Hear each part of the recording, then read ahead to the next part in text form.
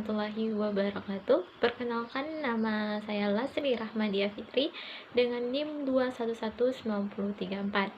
Pada kesempatan video kali ini, saya akan bikin video ujian akhir semester pada mata kuliah manajemen pendidikan. Dan terima kasih kepada Ibu Sito Rahmana yang telah membimbing kami dalam mata kuliah manajemen pendidikan. Langsung saja kita pada soal yang pertama. Menurut pendapat saya, antara teoritis dan aplikatif itu harus selaras karena peserta didik harus dapat mengaplikasikan teori yang didapatkannya di dalam kelas, dalam lingkungan kehidupannya atau dalam masyarakat. Jadi sistem pendidikan yang seharusnya diberikan menurut saya yaitu peserta didik diberikan pengarahan sehingga mereka dapat memberikan atau mempraktekkan teori yang dia dapatkan itu dalam masyarakat. Seperti contohnya dia belajar agama, maksudnya agama di bidang sholat. Dia harus mempraktekkan sholat yang baik itu seperti apa. Sehingga dari situlah guru atau seorang pendidik dapat memberi penilaian kepada peserta didik, apakah peserta didik itu telah memahami materi dan juga telah mempraktekkannya dalam kehidupannya atau masih belum. Maka dari situ baru bisa dilakukan evaluasi. Kenapa kualitas pendidikan di Indonesia masih belum merata? Pertama yaitu kurangnya fasilitas dan adanya pergantian kurikulum. Memang pergantian kurikulum 2013 ini bagus karena pada kurikulum 2013 ini mengutamakan keaktifan siswa dan mengembangkan ilmu-ilmu pengetahuan teknologi. Mengembangkan ilmu pengetahuan teknologi ini memang sangat penting bagi masyarakat dan pendidikan karena ilmu pengetahuan teknologi ini dapat meningkatkan kualitas pendidikan. Hanya saja pergantian kurikulum 2013 ini pasti untuk berjalannya dengan baik pasti didorong oleh fasilitas sekolah yang lengkap atau pendidikan yang lengkap. Sedangkan di Indonesia masih ada sekolah-sekolah yang memiliki fasilitas yang kurang lengkap, seperti sekolah tersebut hanya memiliki beberapa komputer, sehingga untuk pelaksanaan UN yang berbasis komputer itu sekolah harus menumpang kepada sekolah yang memiliki fasilitas yang lebih banyak dari sekolahnya. Dan yang kedua yaitu akses jalan yang masih kurang baik. Ada beberapa sekolah yang memiliki akses jalan tersebut masih buruk karena masih ada jalan ke sekolah yang masih tanah dan kecil, sehingga peserta didik agak kesulitan dalam pergi ke sekolah. Yang ketiga yaitu kurangnya motivasi dari diri sendiri dan lingkungan peserta didik. Setidaknya peserta didik tersebut harus memiliki motivasi mereka untuk belajar sehingga bisa meningkatkan kualitas pendidikan di Indonesia. Dan selanjutnya sebuah rancangan yang baik menurut saya yaitu sebelum mengadakan perubahan kurikulum sebaiknya pemerintah mengadakan pantauan atau melihat kondisi sekolah yang ada di Indonesia terlebih dahulu.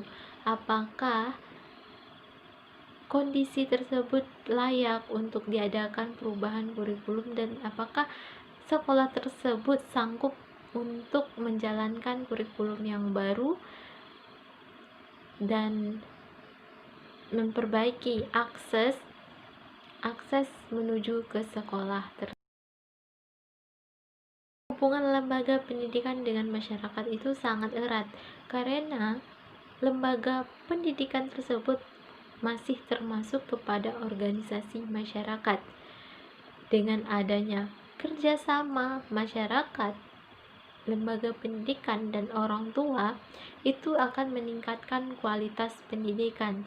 Jika kualitas pendidikan sudah tinggi, maka akan menghasilkan sumber daya manusia yang berkualitas dan bisa membangun dan memberikan kemajuan pada bangsa Indonesia.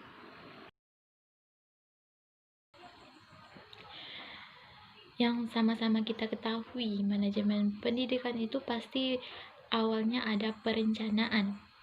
Maka menurut saya, seorang pemimpin yang tidak memadukan visi dan misinya dan hanya mengandalkan kekuatan kepemimpinannya itu kurang bagus, walaupun di sini dia berhasil mewujudkan manajemen pendidikan yang bagus. Setidaknya kita harus memadukan visi dan misi yang ada di lembaga tersebut, karena visi dan misi tersebut merupakan bagian dari perencanaan manajemen pendidikan. Dengan visi dan misi tersebut pasti sudah direncanakan dan sudah disepakati oleh pihak-pihak yang terlibat dalam pendidikan tersebut. Menurut saya, alangkah baiknya kita memadukan visi dan misi tersebut dalam melaksanakan manajemen pendidikan agar manajemen pendidikan dapat meningkatkan kualitas pendidikan.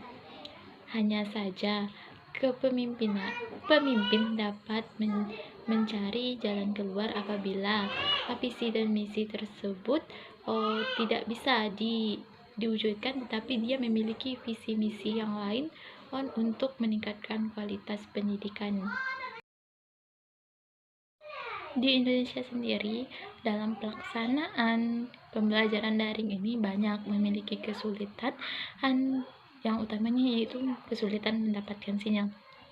Saya sendiri sudah merasakan bagaimana sulitnya mendapatkan sinyal di perkampungan, dan kita sebagai pelajar, kita harus bisa mencari solusinya sendiri, yaitu dengan cara mencari sinyal ke tempat daerah-daerah yang memiliki sinyal yang kuat yang bisa melaksanakan perkuliahan dengan secara maksimal. Dan juga pemerintah sudah memberikan bantuan kuota kepada peserta didik. Hanya saja kuota yang diberikan tersebut 90% boleh dikatakan itu hanya bisa digunakan untuk aplikasi-aplikasi tertentu. Sedangkan pembelajaran banyak dilakukan di WA group atau WA. Menurut saya, sebaiknya kontribusi yang bisa saya berikan kepada pendidikan Indonesia ini adalah kita harus bisa meningkatkan lagi kerjasama antara masyarakat, lembaga pendidikan, dan pemerintah, supaya pelaksanaan pembelajaran pada masa pandemi ini bisa menghasilkan pendidikan yang berkualitas lagi. Salah satunya dengan cara yaitu kita harus mencari solusi bagaimana daerah-daerah yang tidak memiliki sinyal tersebut bisa diberikan sinyal, yaitu mungkin adanya bantuan dari pemerintah atau pemerintah memiliki cara lain untuk bisa memberikan sinyal kepada daerah-daerah tersebut. Dan untuk pendidikan atau peserta didik Indonesia, apapun kondisi kita harus tetap semangat melaksanakan pendidikan, sehingga semangat peserta didik itu juga dapat diberikan oleh adanya motivasi orang tua, keluarga, dan masyarakat di sekitarnya. Sekian dari saya ucapkan terima kasih, dan saya akhiri dengan wassalamualaikum warahmatullahi wabarakatuh.